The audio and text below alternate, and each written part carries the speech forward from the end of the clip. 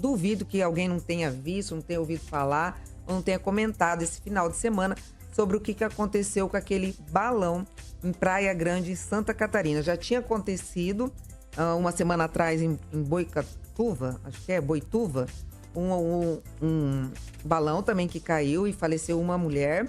E agora em Praia Grande, onde foram quantos?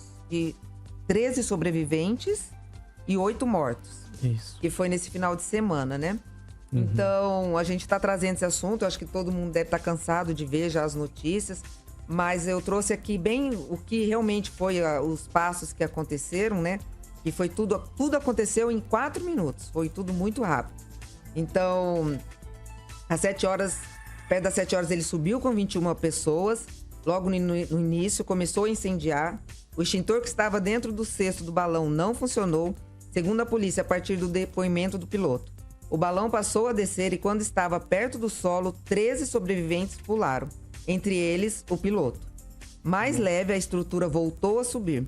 4 dos mortos pularam uma altura de cerca de 45 metros. Esse tem um vídeo, né, que passam eles pulando lá de cima. Chamas aumentaram e o cesto com outras 4 vítimas despencou. Elas morreram carbonizadas. Às 8h18, os bombeiros foram chamados. Às 8h18, os bombeiros foram chamados.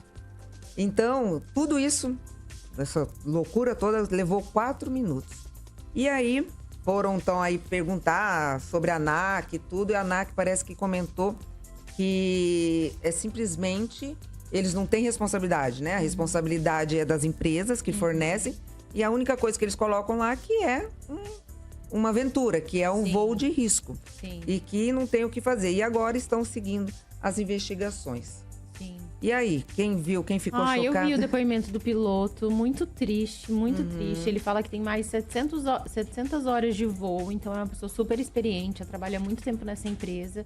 E até essa medida aí de saltar, né, do cesto lá enquanto dava tempo. Você vê que as coisas, ele agiu muito rápido. Sim. E ainda assim, ele salvou ali 12 pessoas, né? Contando com ele ali 13 pessoas.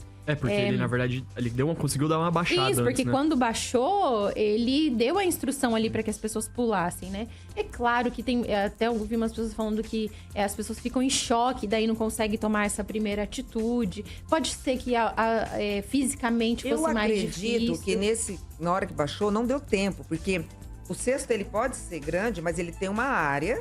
Sim. Que não consegue todo mundo ficar na beirada. Sim, então 13 chegou na beirada e pulou. Quem tava no meio.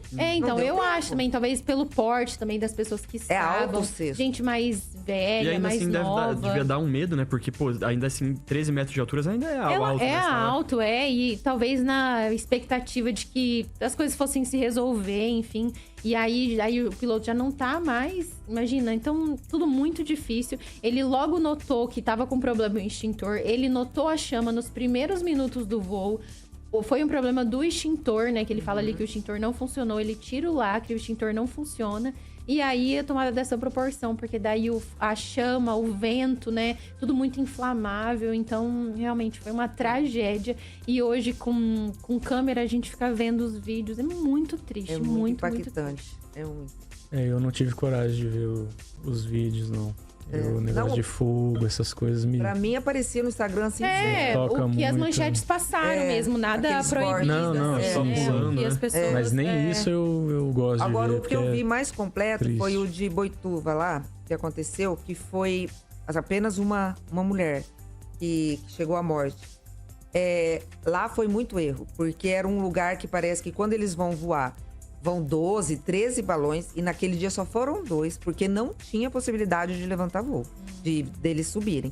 Até eles perguntaram pra outro, que foi daí uma semana depois, e ele falou, por que você não foi nesse dia que a mulher morreu? Ele falou assim, porque não tinha condições de voo nesse dia.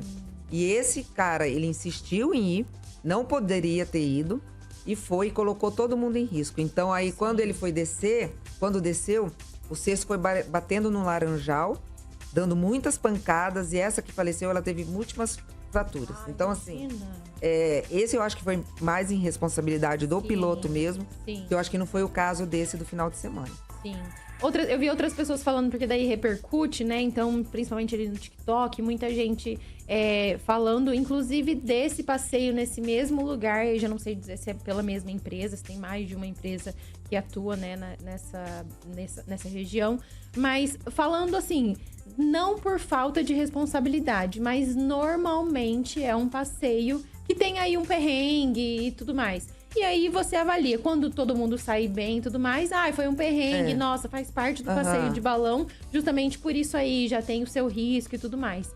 E aí, claro, né, nesse caso... Então, nessa reportagem que eu vi, Júnior, eu não sabia. Eles têm computador dentro do balão pra fazer todo o estudo do vento e tal. E parece que esse aí não tinha.